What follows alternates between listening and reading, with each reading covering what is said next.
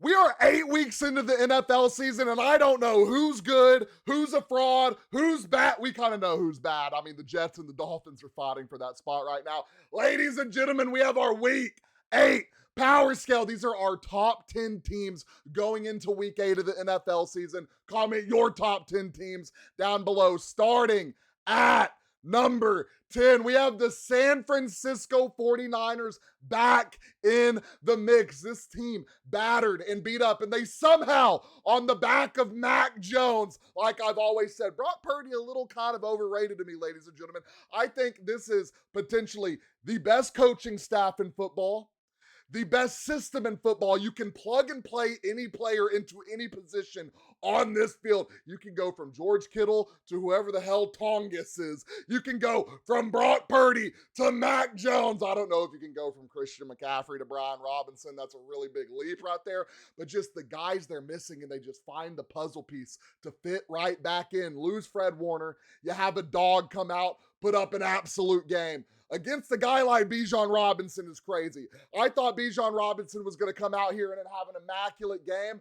Don't know if it's because the Falcons are bad or the 49ers are just like that. At number 10, the San Francisco 49ers keep stacking wins. At number 9, speaking of stacking wins, the New England Patriots. And this is a team who has a pretty easy schedule the rest of the year. I think they get to play the Dolphins again. I still think they have to play the Jets once or twice.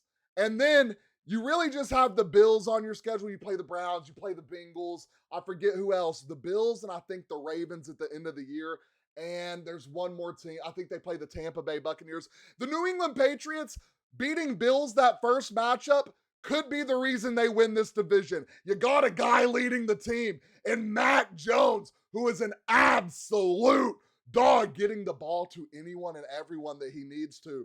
You got dogs in the wide receiver core. You got dogs on the defense. This team is doing nothing but being impressive. Last week they were ranked number 10. This week they are ranked number 9.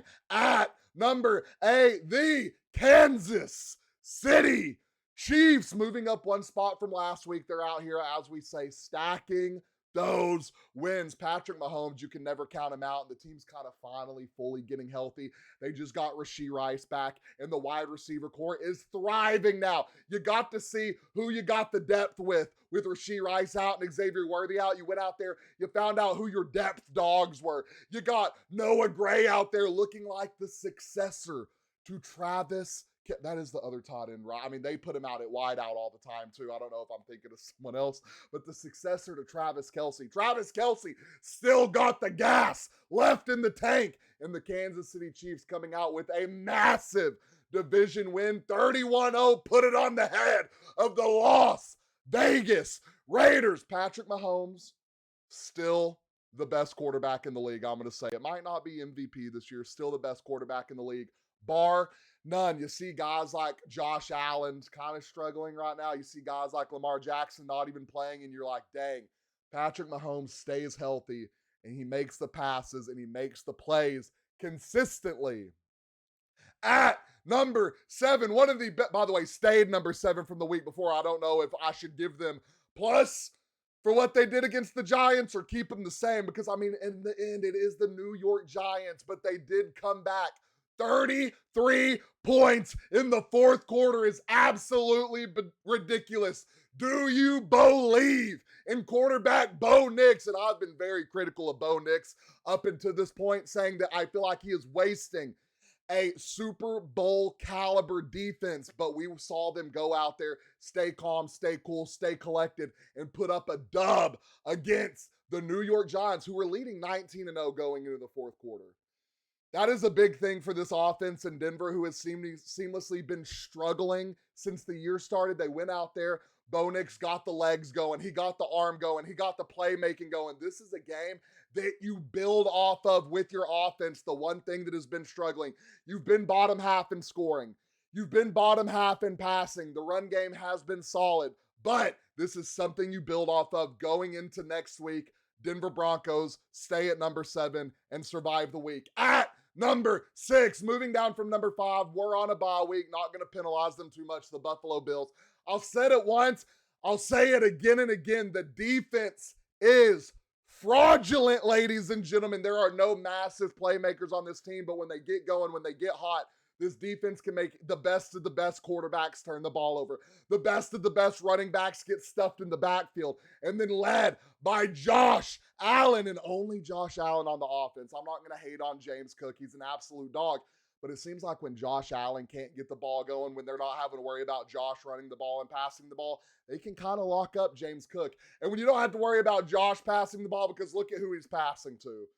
The wide receiver core is bottom half in the league. When Shakir is one of your top guys you're passing the ball to, when your tight end Kincaid is one of the top guys you're passing your ball to, something is wrong. This team needs to make a move to help Josh Allen in that wide receiver room, to take some pressure out of the box to where they don't have to stack against them every play, because you can just go out there, run man against these mediocre wide receivers. Buffalo Bills at number 6 last week, number 5. At number 5, the Tampa Bay Buccaneers. Can we get a moment of silence for wide receiver Mike Evans? Has broke his clavicle. The 11-year streak of 1,000 yards is officially coming to an end, and that makes me absolutely sick to my stomach. Love Mike Evans, love the Tampa Bay Buccaneers, have always loved bake, show, bake, sell, big Baker Mayfield.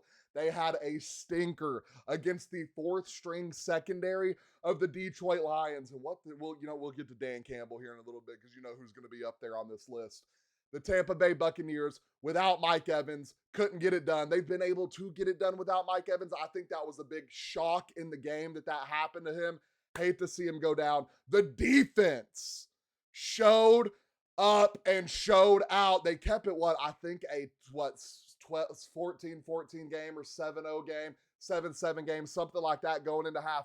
They were doing pretty solid, and then Jahmyr Gibbs took over, and you just can't stop that man. Tampa Bay Buccaneers at number 5, falling from grace, were last week number 1. At number 4, the Philadelphia Eagles. Oh, y'all said Jalen Hurts can't pass. He went out there and put up an immaculate game passing the rock against the Minnesota Vikings. The Minnesota Vikings, who put pressure in your face on every play, one of the most blitzing teams in the league. The Philadelphia Eagles last week were ranked number 6. We're going to move them up to number 4 because everyone's been saying, well, they can't pass the ball. Well, look at them this week. I think completed 28 passes, something like that.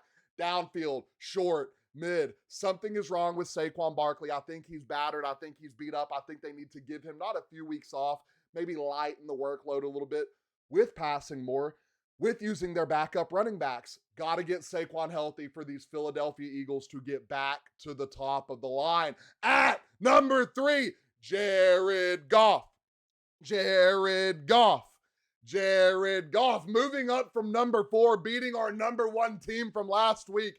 The Detroit Lions find way to get wins when their team is battered and beat up. You could not name, other than Rock Ya-Sin, a guy in that secondary last week. And they play next man up mentality football when you got a coach like Dan Campbell that can motivate anyone off that bench.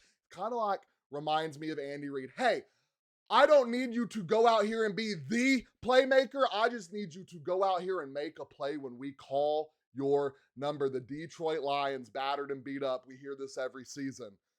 Get the job done against the number 1 team from last week, the Tampa Bay Buccaneers. Jared Goff, solid quarterback when the run game is going. But can we talk about Jahmyr Gibbs? Might be a top 3 running back in the league, and he might not be 3 or 2. He might be number 1. Got to kind of put Bijan Robinson up there. What Bijan does behind that line is absolutely ridiculous. But Jahmyr Gibbs, when this man sees open space, I watched a clip of his touchdown run where he took it off, I think, between the right guard and right tackle, or off the right tackle, whatever it was, one of his long touchdown runs. I thought I was watching it in like 2 speed. I thought we were watching it sped up, because I was like, there's no way he's moving like this. And he just absolutely toast, burns, and destroys the linemen, the secondary, the linebackers. No one's catching him. House call. How you doing? Jahmyr Gibbs, dog in this league. At number 2, we have the Indianapolis Colts, who keep stacking wins behind Danny Dimes. And tell me if you've heard me say this once again. if he just keeps from turning the ball over, this team is going to do things this year that we did not think the Colts were going to be able to continue to do. Are they going to have a fall off? Who knows? We'll see. Behind that O-line, Danny Dimes can do what Danny Dollars does best. Behind that O-line, Jonathan Taylor can go to absolute work. And the defense, who does not get enough love, making play after play. Amazing team to watch. Amazing comeback story, not only for Danny Dimes, not only for the RIP Jim Irsay Colts, but this fan base in general. Love to see the Colts doing good, but are at number one, the Seattle Seahawks. Where are my 12 Nation at? Yes, sir. From 3-1, we started the year, I think, at number 10. We fell out. We went back in. Could be potentially undefeated right now. Too late. I'm talking last minute, fourth quarter turnovers, and we're undefeated. We go out there and we dominate. The number one defense in the league, by the way. The Texans were allowing 12 points per game. We jumped out to 14 points in the fourth quarter, ladies and gentlemen. We do this thing, though, which scares me, where we slow down, we get conservative, we start running more, we start passing less. Throw the ball to Jackson Smith-Njigba, one person on him, cash money. Two people on him, cash money. Three people on him, cash money. I don't care how many people are on him. JSN is catching that ball, and the passing accuracy from Sam Darnold is absolutely ridiculous. Current MVP number one, right? I thought it was Baker, and I thought a close second was Sam Darnold. Sam Darnold, current MVP number one. I think it's Sam Darnold, Danny Dimes, Baker Mayfield. Hold on. Patrick Mahomes, Josh Allen. Lock me in. That's my top 5 MVP votes. Ladies and gentlemen, this is our recap of week 8. The power scale at number 1, my Seattle Seahawks. 2, the Indianapolis Colts. 3, 4, 5, Lions, Eagles, Bucks. 6, I can't see it, hold on. 6, the Buffalo Bills. 7, we have the Denver Broncos, and rounding out our 8, 9, and 10, the Chiefs, the Patriots, and the 49ers. What I need you to do down in the comments, let us know your top 10 teams going into week 8. Don't forget, like and follow.